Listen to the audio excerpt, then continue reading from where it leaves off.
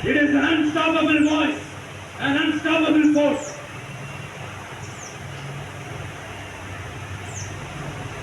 நம்ம அரசியலுக்கு வர்றதுக்கு முன்னாடி அட இவர் தான் வரமாட்டாரியா, அவரே வரல, இவரே வரல, இவருங்க வர போறாரு அப்படின்னு நிறைய பேர் ஜோசியம் சொன்னாங்க.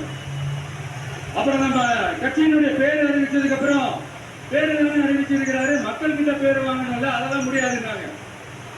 அப்புறம் ரொம்ப முக்கியமா மாநாடுல எவ்வளவு பெரிய விஷயம், அதெல்லாம் இவர் ஒத்தால எப்படி பண்ண முடியும், சும்மா பக்கத்துல குச்சியானதை வச்சுக்கிட்டு மாநாடுல எப்படி நடத்தி காட்ட முடியும், அதெல்லாம் அவங்களால முடியாது. அப்புறம் மழை பெஞ்சு எல்லாத்தையும் எடுத்துரும், ஏன் என் கூட இருக்கிறவங்களே கூட தான் சொன்னாங்க. அதுக்கப்புறம் இன்னொரு பக்கம் கூட்டாங்க ஓகே தான், அது எப்படி ஓட்டாமாகும் அப்படின்றது இன்னொரு பக்கம். இப்படி கதை, திரைக்கதை, வசனம், இயக்கம், பாடல்கள்,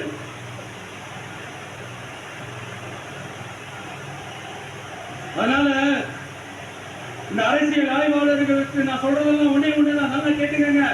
இந்த விஜய் ஏதோ பல லட்சம் பேர் கூட்டத்தில் மட்டுமே இருக்கிறாரு அப்படின்னு மட்டும் தப்பு நீங்க போட்டாதீங்க. ஏன்னா நம்மளுடைய இந்த கூட்டம் வெறும் ஓட்டா மட்டும் இல்லைங்க, வரப்போற தேர்தலில் மக்கள் விரோத ஆட்சியாளர்களுக்கு நாம வைக்க போற வேட்டா, நம்மளை கோட்டைக்கு அனுப்ப போற ரூட்டா இருக்க போது சீக்கிரமாவே தெரிஞ்சுப்பீங்க. ஏன்னா கோடிக்கணக்கானவங்களோட ஹார்ட்லயும் வீட்லயும் ஏற்கனவே ஆல்ரெடி உயிரா உணர்வா உறவா இருக்கிறோம். நம்மளுடைய கனெக்ட் எல்லாம் வெறும் மக்களோட மட்டும்தான்.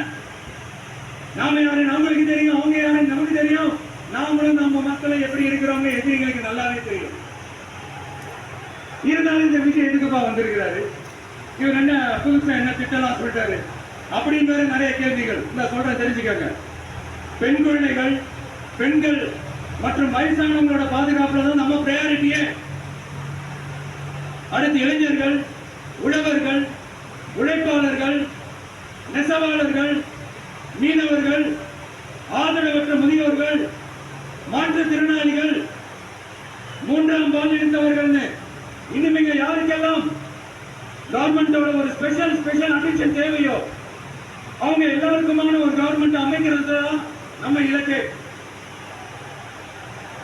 நான் ஏற்கனவே சொன்னதை தாங்க நான் திரும்பவும் சொல்றேன். நம்மளுடைய இந்த தமிழக வெற்றி கழகம் ஏதோ அரசியல் ஆதாயத்துக்காக தொடங்கப்பட்ட கட்சியெல்லாம் கிடையாதுங்க.